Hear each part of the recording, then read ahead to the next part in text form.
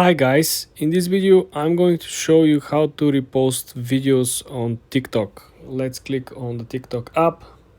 Let's find the video that we want to repost.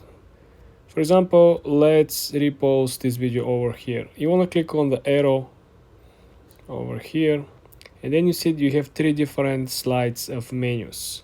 All you want to do is you want to focus on the middle slide over here, and you want to click on the first icon, the yellow one, which says repost. When you click repost, guess what? I just repost the video.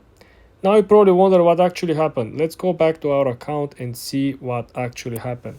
If you refresh your TikTok account, right, you're not gonna find the video over here. Your video will be located in the third menu on the middle of the screen. If you can see, you have filtered by your most popular and recent videos, right? Latest and popular. Then you have a stories archive. And the third option will be reposted content. This is where you're going to find this video over here. And this is how you actually repost videos or content on TikTok and where to find the reposted content. For more tips and tricks like this, guys, subscribe and follow for more.